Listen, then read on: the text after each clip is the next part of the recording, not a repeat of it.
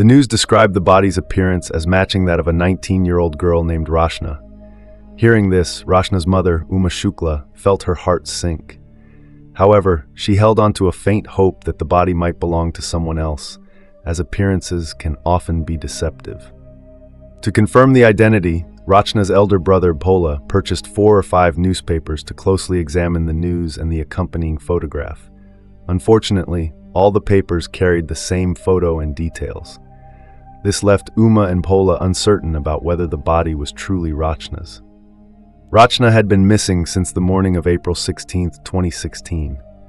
Pola had filed a missing persons report that very evening.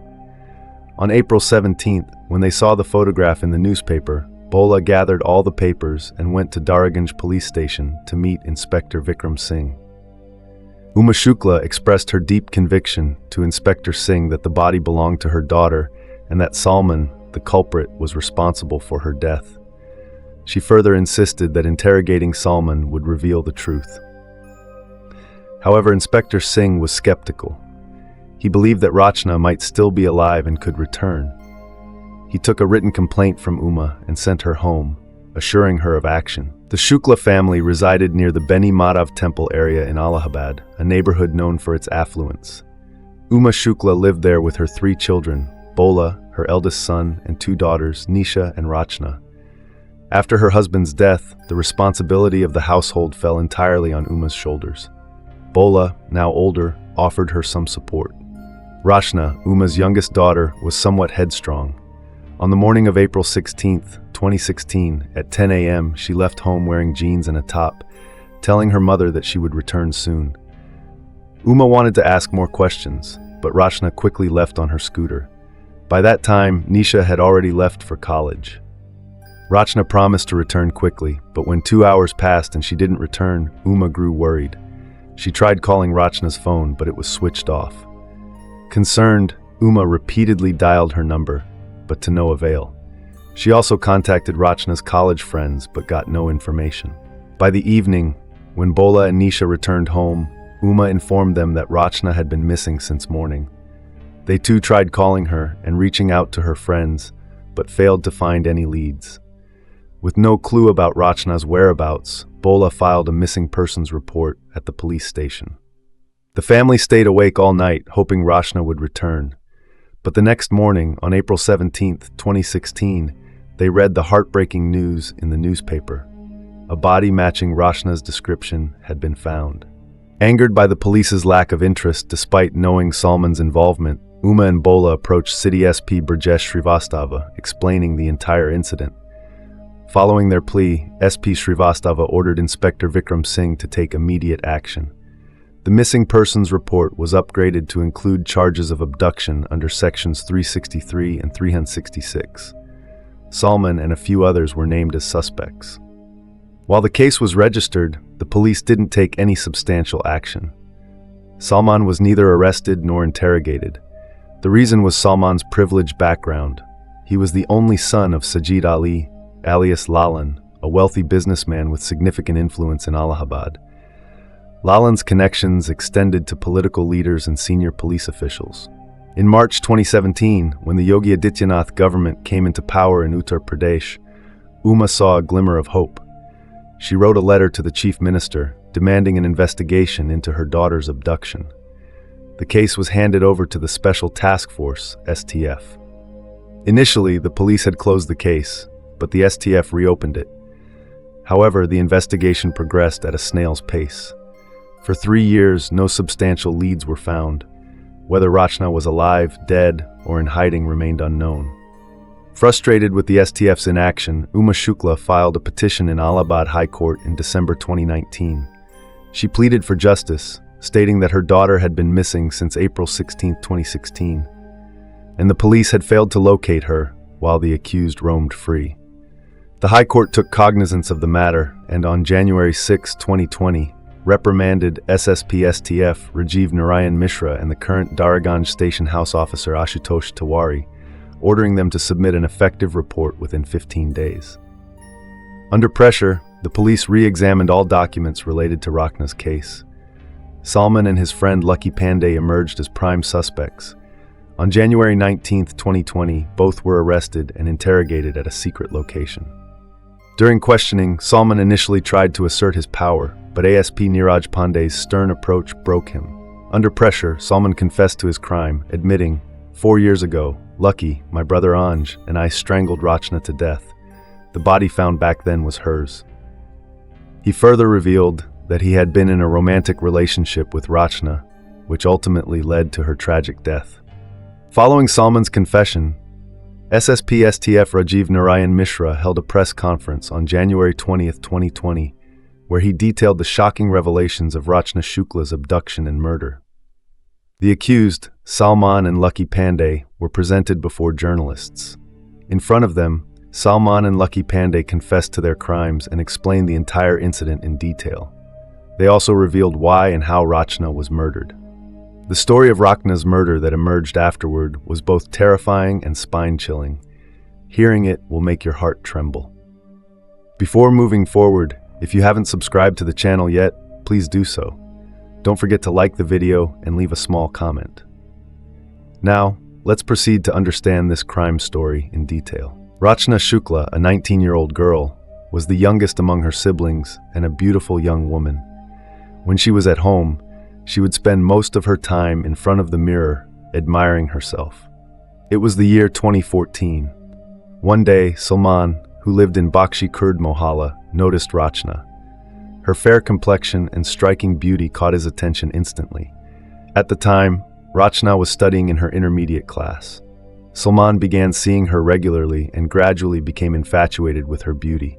He felt that she was the one he wanted to spend his life with. Rachna was at an age where distinguishing between right and wrong was a challenge. She couldn't understand if Salman's love was genuine or just a fleeting attraction. Salman was a spoiled son of a wealthy family. Money meant nothing to him.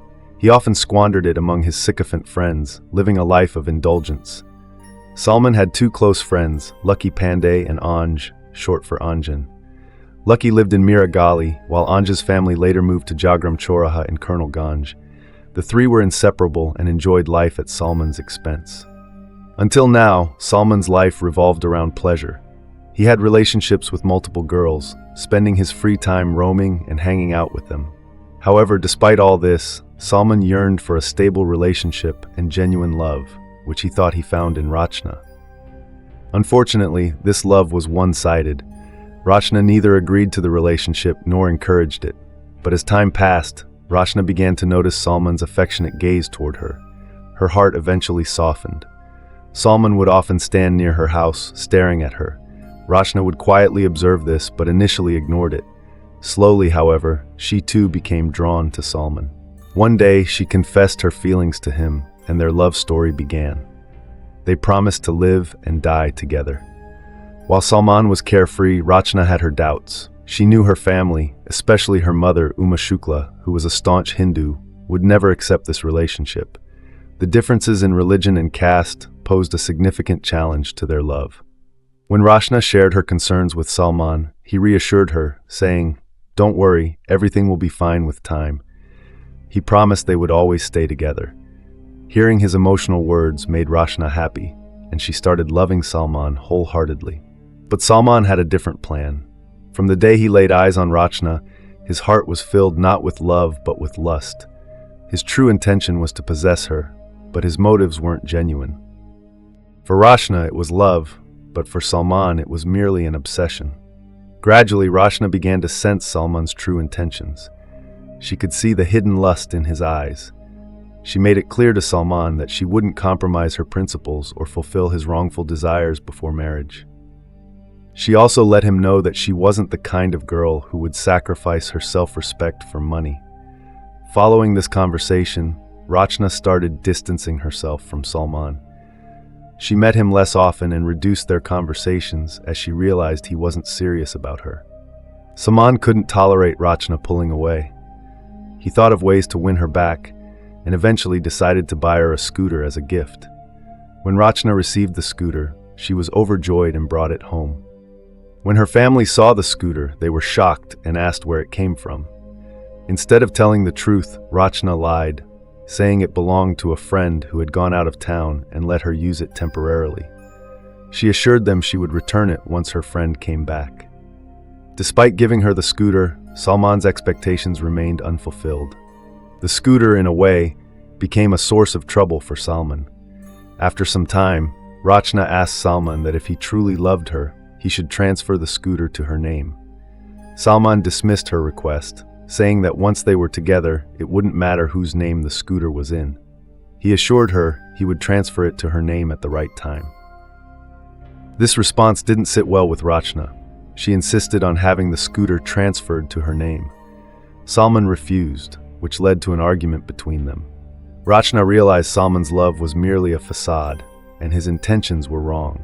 After the argument, Salman insulted Rachna, but Rachna did not remain silent. She humiliated Salman in front of his friends.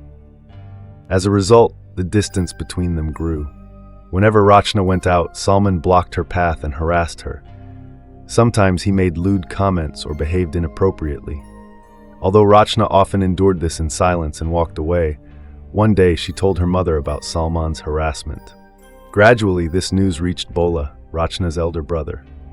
Furious, Bola decided to confront Salman. One day, Bola stopped Salman on the road and angrily said, "The girl you harass every day is my younger sister. Stop your actions, or it won't end well for you. This is your first and last warning." However, Salman ignored Bola's warning. Though someone had scolded him for the first time in his locality, Salman didn't take it seriously. Instead, he intensified his harassment of Rachna. When Salman's actions crossed all limits, Rachna could no longer tolerate it. She filed a complaint against Salman for harassment at the police station.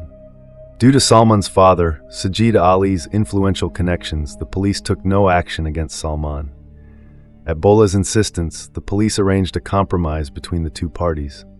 After the settlement, Bola and his mother, Shukla, chose to forget the past for the sake of their family's honor. But Salman couldn't forget the humiliation. Anger and revenge consumed him. He had never expected Rachna to file a police complaint against him. Determined to avenge his humiliation, Salman devised a plan to get close to Rachna again. Salman sent Rachna a message asking to meet her once, claiming he wanted to apologize and mend their relationship. Trusting him, Rachna forgave Salman. They began meeting again, just like before. This was exactly what Salman wanted. Cleverly, he didn't let Rachna suspect his dangerous intentions. Months passed, and Rachna fell for Salman once again. Salman saw this as his opportunity. He discussed his plans with his friends Lucky Pandey and his cousin Anjap. He told them he wanted to eliminate Rachna. Lucky and Anjap agreed to support him. The three devised a dangerous plan.